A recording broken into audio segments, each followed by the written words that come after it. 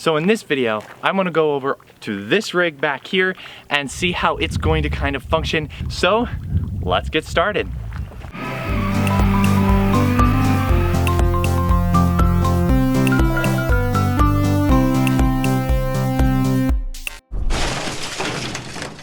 This well drilling rig is very neat in itself and quite the feat of engineering.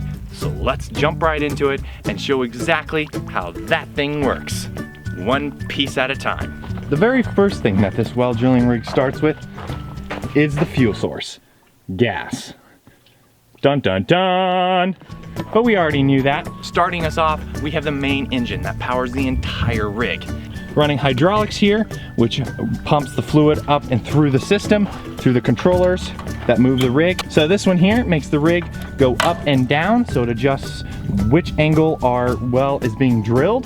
This here adjusts the depths, so exactly how far you're drilling your well into the ground, in and out like that. This knob here adjusts the actual speed of the drill on how fast it turns or rotates. Let me just show you how small hydraulic motors are. There's one of them right there. That's right, that's the size. To give you comparison, there's my hand compared to one of these things. So yeah, my hand can wrap around that. That's how small that motor is. And that thing has so much force, it is unbelievable. And not even talking about that one up there. That one is even smaller. And it's the thing that turns hundreds of feet of well drilling pipe. All of this stuff here. Hydraulics are really amazing. And all of these are very important to drilling the well itself. But those, surprisingly, are only one part of the entire well drilling rig. The next thing is drilling the hole. In this case, we are not trying to drill with a giant drill bit. In fact, could you imagine having a drill bit at 130 feet? Although it could be an idea to use one of these, it just wouldn't be very practical. You see, over time, as the drill bit goes down, it starts getting harder and harder to turn this. And you would need quite the hydraulic rig in order to turn this enough to pull up the tillings. So, although that is a way you could do it, I believe there are some well drilling rigs that work like that, this particular rig works completely different. It's in fact several sections like these here. Each one of these are sections of 7 feet and they all screw on to each other. In fact, it only has one drill head. This is pretty intense. In fact, I have a drill head right here. Now this is drill pipe, the drill head's at the end. Gosh, these things have to be so heavy. Oh! So there's the drill head itself, and this basically rotates like so. Man, this thing's amazingly heavy. It's impressive that this machine can rotate this. And basically these things will actually rotate like that. And when they get against rock or any material really, they'll put it into its teeth and crush it up into a fine material, or in other words, like a small gravel. And then that gravel will actually get pushed up the well by the fluid going down. Travels up with the drilling fluid like a muddy mixture. Think of it like chocolate milk, but much thicker.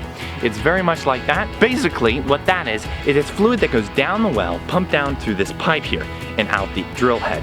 The drill head then pushes that up and around the pipe, then goes up alongside, and it goes on out the top. Out, down the trough, into the settling pond, and off onto the pump to get recirculated. The driller's mud not only helps get the tailings out of the hole, but it also helps to seal the sides of the hole to make sure that no material will fall back in the holes. The tailings is over here in this pile. This is some of the drier tailings we've been pulling up. So you can see them here. They're all the same size because, of course, it's crushing it up. That's basically the tailings there. Oh, I almost forgot. The drilling fluid actually gets into the pipe with that mechanism there.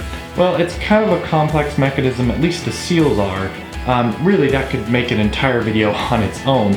But basically, all that really does is just take the water that is coming from the pump and puts it into the pipe. This well, we're expecting to go out about 150 feet. That's about where we saw water on a previous well that's just right over there. All right, so to demonstrate how far we have to go with this well, I'm gonna walk out that way, 150 feet.